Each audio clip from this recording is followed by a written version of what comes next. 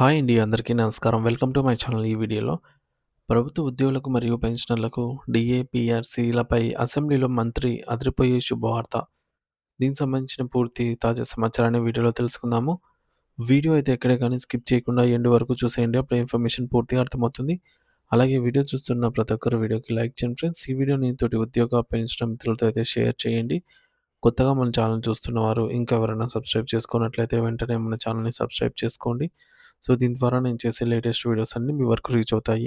ఇక ఆలస్యం చేయకుండా వివరాల్లోకైతే వెళ్ళిపోదాము.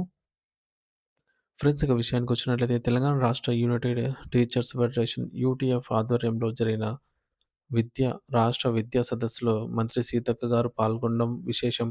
ఈ సదస్సుకు సంబంధించి వార్తలు నేడు రాష్ట్రంలో ప్రధాన దినపత్రికలైనటువంటి సాక్షి, ఈనాడు, ఆంధ్రప్రదేశ్, ఆంధ్రజ్యోతి, నమస్తే తెలంగాణ మరియు వి6 వెలుగు వంటి దినపత్రికల్లో ముఖ్యంగా ప్రచురితమయ్యాయి. సో, అయితే ఈ సదస్సులో ఉపాధ్యాయులు ఎంతో కాలంగా ఎదురుచూస్తున్న ఆర్థిక సమస్యలపై ఎంతవరకు చర్చ జరిగింది? మంత్రి గారి స్పందన ఏమిటి? అనే విషయాలను లోతుగా అయితే పరిశీలించాల్సిన అవసరం ఉంది.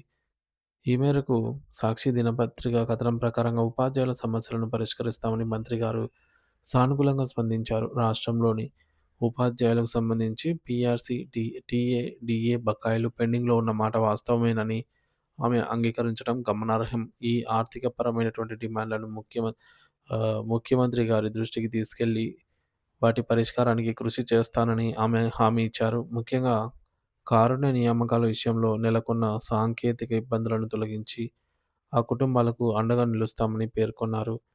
ఇక వి6 వెలుగు పత్రికలో కూడా దాదాపు ఇదే సమాచారం కనిపిస్తోంది. పెండింగ్ బకాయిల విషయంలో కూడా ప్రభుత్వం త్వరలోనే ఒక స్పష్టమైన నిర్ణయం తీసుకుంటుందని మంత్రి గారు ఉపాధ్యాయులకు భరోసా ఇచ్చారు. అయితే ఇతర ప్రధాన దినపత్రికలైన ఆంధ్రజ్యోతి మరియు నమస్తే తెలంగాణ వంటి పత్రికల్లో ఉపాధ్యాయుల డీఏ లేదా పీఆర్సీ అంశాలకు సంబంధించి పెద్దగా ప్రస్తావన కనిపించడం లేదు.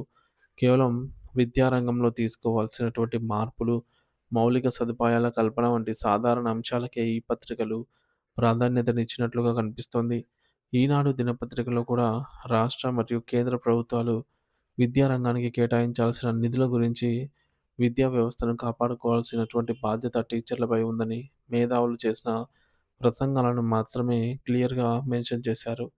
నిజానికి విద్యారంగ అభివృద్ధి గురించి మేధావులు, మంత్రులు మాట్లాడటం శుభపరిణామమే అయినప్పటికీ, ఒక సాధారణ ఉపాధ్యాయుడు ఆశించేది తన న్యాయమైన ఆర్థిక ఫలాలను. ఉపాధ్యాయుడు ఆర్థికంగా స్థిరంగా ఉన్నప్పుడే ఎటువంటి ఒత్తిడి లేకుండా విద్యార్థులకు నాణ్యమైన బోధన అందించగలడు.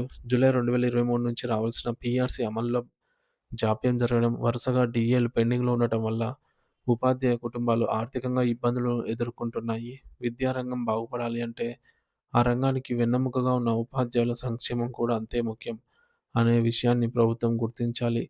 కేవలం విద్యారంగం అభివృద్ధి అంటే భవనాలు కట్టడం లేదా నిధులు కేటాయించడం మాత్రమే కాదు. ఉపాధ్యాయులకు రావాల్సిన బకాయిలను సకాలంలో చెల్లించడం కూడా అందులో భాగమే. ఇంత పెద్ద ఎత్తున విద్యా సదస్సు జరిగినప్పుడు కేవలం విద్యా సంస్కరణల గురించే కాకుండా ఉపాధ్యాయుల జీతభత్యాలు మరియు ఇతర పెండింగ్ బిల్లుల క్లియరెన్స్‌పై ఒక నిర్దిష్టమైన కాలపరిమితితో కూడినటువంటి ప్రకటన వచ్చి ఉంటే బాగుండేది. ప్రభుత్వ విద్యా సంస్థల్లో మెరుగైన ఫలితాలు రావాలంటే ముందుగా ఉపాధ్యాయుల్లో ఉన్న అసంతృప్తిని తొలగించి వారిలో నూతన ఉత్సాహాన్ని నింపాల్సిన బాధ్యత ప్రభుత్వంపై ఉంది. రాబోయే రోజుల్లో అయినా మంత్రి గారు ఇచ్చిన హామీ మేరకు ముఖ్యమంత్రి గారు ఉపాధ్యాయుల సమస్యలపై సానుకూల నిర్ణయం తీసుకుంటారు అనైతే ఆశిద్దాము. Thank you for watching this video.